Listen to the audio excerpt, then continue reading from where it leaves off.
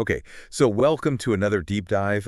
Today we're going to check out a creepy story called The Whispers Beneath Thorenwood. Yeah, this one came directly from one of our listeners. Right. And it's got all those classic elements, Mhm. spooky Victorian house family moving in, strange things start happening. But it also has a kind of unique twist. Definitely. And that's what we are here to unpack, right? Exactly. We are going to break it down for you, identify the key moments, and figure out what's at the heart of the mystery. Without giving away too much, I think the ending of this one will stay with our listeners for a Oh, while. for sure, for sure. Okay, so we had this family, the Carters, Mark, Lydia, and their twins, Emily and Jake. Right. They see this old Victorian house on Elmwood Lane, been empty for a while, and they decide to buy it. Fix it up, flip it, maybe. Classic story, right? But the interesting thing is, right from the beginning, you get this feeling that something is off. Yeah, like when they first arrive, the twins, Jake specifically says it smells like dirt. Exactly. It's not just a musty old house smell, it's something more primal, almost like a warning sign.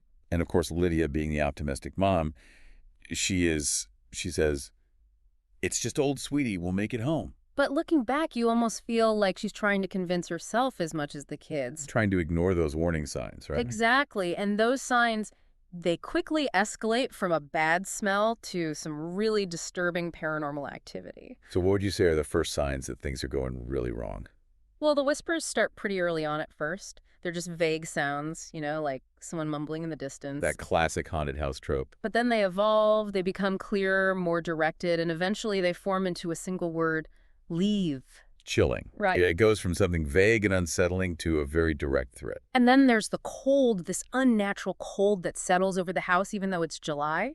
And Emily, the daughter, she starts drawing these really creepy pictures. Right, circles inside triangles, eyes with black tears dripping down, really powerful symbols of distress. And she keeps talking about the lady in my room. And Lydia, her reaction is to burn the drawings, which I guess is understandable. She wants to protect her daughter, but But it also feels like she's trying to bury the truth. mm, Pretend it's not happening. yeah, like she's choosing to ignore the warning signs again. And then things take a really big turn with the photographs. Yes, this is where the horror becomes undeniable. Before it was Whispers feelings, now there's visual evidence. You can't explain away a photo, right? Exactly. At first, the faces in the photos are blurred, but then they become clearer, and you see this gaunt woman standing behind the twins. With these freakishly long fingers. It's at this point that Mark finally admits that they need to get out of the house. But by then it's too late.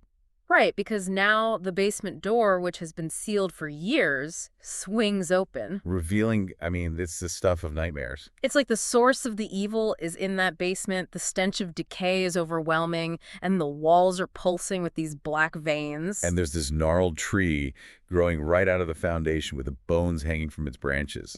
It's this image of something ancient and corrupted, literally rooted into the house. And then the woman from the photo, along with this voice that seems to come from the house itself, saying, you woke us. It's chilling, right? Like they've disturbed something primal and powerful. And it doesn't end well for the Carters, does it? No, the stairs vanish, the roots entrap them, and the tree seems to feed on the twins, draining their warmth. And Mark has this final horrifying vision of the woman smiling with these jagged, splintered teeth. It's a brutal ending, but it gets even more disturbing when you consider the aftermath. Because the house goes back up for sale, right? Yeah, with that same deceptive, it just needs love line from the realtor. Like a trap waiting to be reset. And there are these subtle hints that the entity is still there. The walls hum, and new buds appear on the basement tree. Like it's just dormant waiting for its next victims. It suggests a cycle of horror that could repeat itself endlessly. So after diving into this story, what are the key takeaways for you? Well, for me, it's the image of this malevolent entity deeply connected to the house itself, actively driving out or consuming its inhabitants, and the suggestion of this recurring cycle of deception and tragedy. And for you listening, we hope this deep dive has helped you unpack the story's core elements without spoiling all the chills. But it also raises a deeper question.